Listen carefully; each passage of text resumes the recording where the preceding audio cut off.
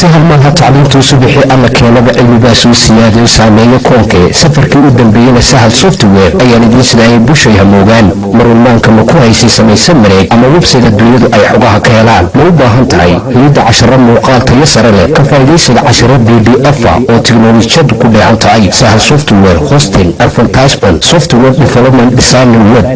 السلام عليكم ورحمة الله وبركاته ومركلي أنيقو معلم خالد محمد محمود يدمان تيم كي سهل سوفتوير أو إذن الله السلام عليكم سيدن ودوكسون هاي وحين كسو ودوكسون كورس كاس أو لغو مقعب سي بروغرامين language لابكون إيو كوبيا لاباتن هذا بعد ما أنت وحين وقادن دونا لسه كيني أفراد lesson kaas oo maanta ku saabsan data type muxuu yahay data type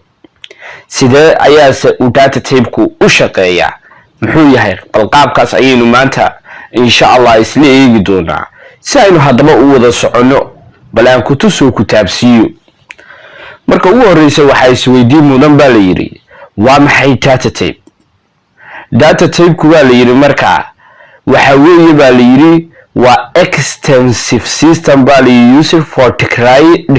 declaring variables or function. waxaa la yiri waa system kaasoo qeexaya variables kaaga iyo sidoo kale qaacidooyinka aad markaa isticmaalayso sideedaba marka aynu C programming aynu isticmaalayno waxyaalaha aynu ku shaqeynayna sideedaba waxa weeye waa functions iyo variable labada qaybo baynu u dhaxaynaa functionku waa wax la sii diyaariyay oo variable-kuna waa qayb kamid ah functionka hadaba bal maanta waxaynu eegi doonaa hadii ilaahay idmo siyaabaha ay datadu awla macaamulo computerkaaga data type-ku siyaabaha computerkaagu datada si programming ula macaamilo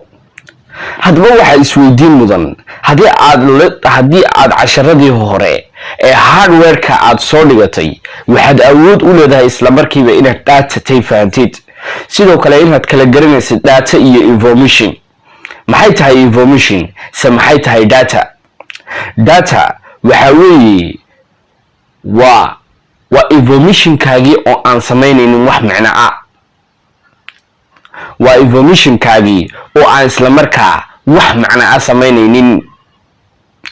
information-kuna waxa weeye waa datadii iyo macnihii oo la isku daray dabcan hadaba bal maanta aan ku tuso ku taabsiyo marka ugu horeysa waxyaalaha leynooga baahan yahay maxay tahay waxyaalaha leynooga baahan yahay waxa kamid ah baa la yiri marka ugu horeysa weynaynu ogaanaa inti iyada laftarkeedu waa intee byte inti baa la yiri waa 2 or 4 bytes iyada laftarkeedu waa 2 or 4 bytes waxaan dabcan filayaa hadaad hardware-ka soo dhigatay inaad kala garanaysid bit iyo byte bit waxa la yiri dhammaan keyboard-kaagu wuxuu leeyahay baa la yiri 101 xaraf ayuu leeyahay halkii xaraf oo walba oo kamid ahna wuxuu u taagan yahay bit wuxuu u taagan yahay 8 bit buu taagan yahay waxa la yiri marka halka byte-na wuxuu u dhigmaa 8 bit buu u dhigmaa taas oo macnaheedu tahay dhammaan xarafka keyboard-kaaga ku yaala inuu u dhigmo 1 byte hadaba bal aan ku tuso ku taabsiyo hadii aan hadda halkan imaado dabeedna aan notepad-kayga imaado kadib markaan notepad-kayga imaado aan ku qoro xarafka k kaliya aan ku qoray dabcan sida aragtay xarafka k kadibna waxaan ni file kadibna waxaan ni save kadib markaan save iri halkan ayaan tagay waxaan ni intaas oo kale igu save gare kadib waxaan ni waxaad igu save gareysaa meesha igu save gareynaysaa waxa weeye desktop kadib waxaan ni save kadib markaan save iraahdo hadaba ila fiiri hadda wayna halka ka helaa file-kaygii notepad-ka ahaa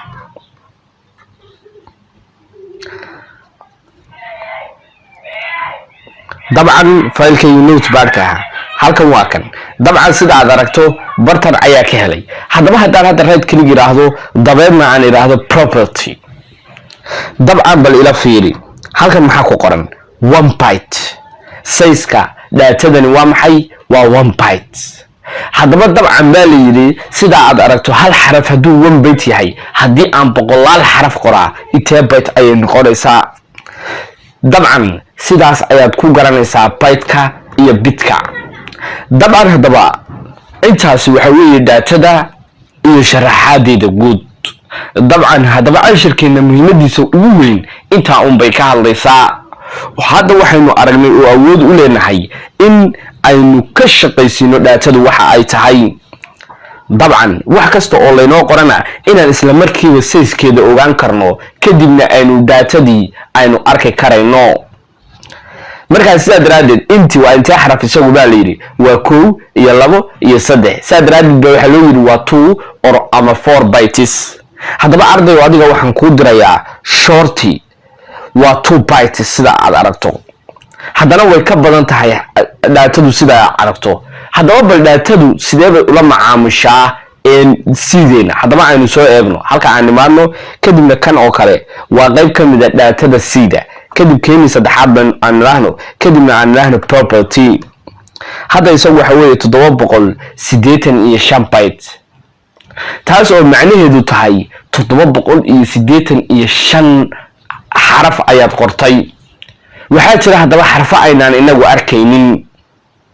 dabcan hore waxaan kugu sheegay in halkii xarafo uu u dhigmo 1 byte. haddaba dabcan arday waxaa lagaaga baahan yahay maanta laga bilaabo inaad kala garanayso data type-ka iyo sida uu la macaamilo computerku. intaan xiisatan oo kale aan ku kulmi doono waxaan ku dhaafayaa dhammaantiin. wassalaamu calaykum waraxmatullaahi wabarakaatuh.